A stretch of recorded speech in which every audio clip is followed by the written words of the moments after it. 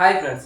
So இன்றைக்கி வீடியோவில் நம்ம எதை பற்றி பார்க்க போகிறோம்னா எச் ஸ்கெட்சை பற்றி தான் பார்க்க போகிறோம். ஸோ அந்த எச் ஸ்கெட்ச் எப்படி இருக்கும் அப்படின்றத செய்ய போகிறேன். ஸோ இது பார்த்தீங்க அப்படின்னா ரெண்டு ரோட்டு என்கோடர் மாதிரி இருக்கும். அந்த ரோட்டு என்கோடரை யூஸ் பண்ணி எக்ஸ் ஒய் ஆக்சிஸில் வந்து பார்த்தீங்க அப்படின்னா நம்மளால் ட்ரா பண்ண முடியும். ஸோ அதே தான் இந்த P4 மாடியூலில் வந்து நம்ம பண்ண போகிறோம். எப்படின்னா இந்த மாடியூலில் 2 ஆக்சிஸ் இருக்கு இல்லையா. ஸோ ரோ ஒன்று காலம் ஒன்று இருக்கு இல்லையா.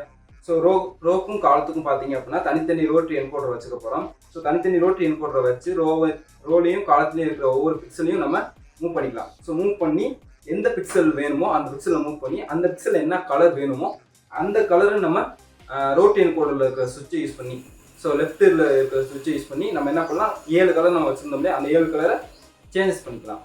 அதே மாதிரி பார்த்தீங்க அப்படின்னா ரைட்டில் இருக்கிற சுவிட்சஸ் யூஸ் பண்ணி நம்ம எரேஸ் பண்ணோம்னா எரேஸ் பண்ணுறதுக்கான கலரை சூஸ் பண்ணி எரேஸ் பண்ணிக்கலாம்.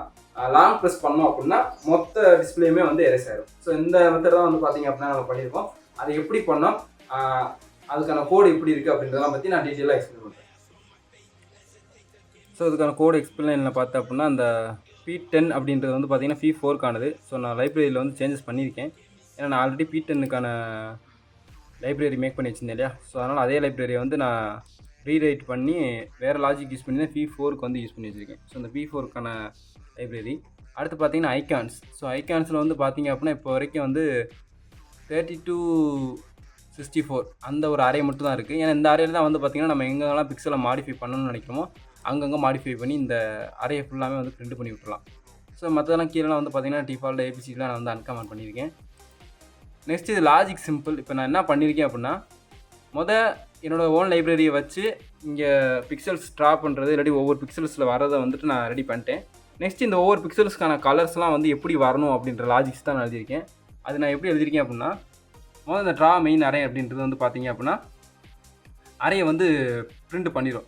நெக்ஸ்ட்டு ரோட் என்கோடருக்கான லாஜிக்ஸ். ஸோ ரோட் என்கோடரில் வந்து லாஜிக்ஸ் எப்படி வரும் அப்படின்னா எப்போ வந்துட்டு டிக்ரீஸ் ஆகுதோ அப்போ வந்து 126க்கு மேலே போச்சுன்னா 127 தான். ஸோ மொத்தமே வந்து பார்த்தீங்க அப்படின்னா பிக்சல் வந்து 128 ஒரு ஸ்ட்ரக்சருக்கு. ஸோ ஒரு ஸ்ட்ரக்சருக்கு 128 வரும். ஸோ அந்த லாஜிக் படி 127க்கு மேலே போச்சுன்னா ஸோ அது வந்து பார்த்தீங்க அப்படின்னா 126க்கு மேலே போச்சுன்னா 127 தான், 0 to 127 தான் அப்படின்ற மாதிரி ஒரு லாஜிக். நெக்ஸ்ட் வந்து பார்த்தீங்கன்னா 1க்கு கீழே போனாலே 0 தான், அதுக்கு கீழே வந்து மைனஸ் பண்ணக்கூடாது. இந்த லாஜிக் படி எந்த பொசிஷனோ அந்த மெயின் அரேயில் அந்த பொசிஷனில் என்ன கலர் நம்ம செலக்ட் பண்ணியிருந்தோமோ அந்த கலரை வந்து சேவ் பண்ணி வச்சிடும். ஸோ இப்போ சேவ் பண்ணதுனால அடுத்த வட்டம் பிரிண்ட் பண்ணுறப்ப அந்த மெயின் அரேயில் அந்த கலர் மட்டும் பிரிண்ட் ஆகும். இது வந்து பார்த்தீங்க அப்படின்னா ரைட்டு ரோட்டு என்கோடர், அதே மாதிரி தான் லெஃப்ட் ரோட்டு என்கோடர் இருக்கும். ஸோ அதே லாஜிக் தான், அதே மாதிரி போட்டு வச்சுட்டு அதே மாதிரி தான் போட்டு வச்சுருக்கோம். அதே மாதிரி சுவிட்சு நம்ம யூஸ் பண்ணோம்னா என்ன பண்ணணும் அப்படின்ற மாதிரி நம்ம இங்கே போட்டு வச்சுருக்கோம். சேர கலரை மாற்றிக்கிறதும் அடுத்து வந்து பார்த்தீங்க அப்படின்னா ரிஃப்ரெஷ் பண்ணி விடுறதும். ஸோ அமுக்கிட்டே இருந்தால் ரிஃப்ரெஷ் ஆயிரும். ஒன் டைம் அமுக்கணும் அப்படின்னா நமக்கு என்ன ஆகும் அப்படின்னா இந்த கலர் வந்து 0வாக மாறிக்கும். ஸோ 0வாக மாறிச்சுன்னா நமக்கு வந்து கலர் எம்டி ஆகிட்டு அந்த பிளேஸில் எம்டி ஆயிரும், அழிச்சிட்டே வந்துடலாம். அவ்வளோதான். ஸோ லாஜிக்ஸ் வந்து சிம்பிள் தான். நம்ம ரோட் என்கோடர் சுற்ற அது என்ன பொசிஷனோ அந்த பொசிஷனில் போயிட்டு ஒவ்வொரு கலராக சேஞ்ச் ஆகிக்கிட்டே இருக்கும். அப்புறம் அமுக்க நம்ம வந்து பார்த்தீங்க அப்படின்னா கலர் மாறுறதும், இந்த ரைட் பக்கம் அமுக்கணும் அப்படின்னா கிளியர் ஆகுறதும், லாங் ப்ரெஸ் அமுக்கணும்னா மொத்தமாக கிளியர் ஆகுறதும் எழுதி வச்சுருக்கேன். ஸோ அவ்வளோதான்.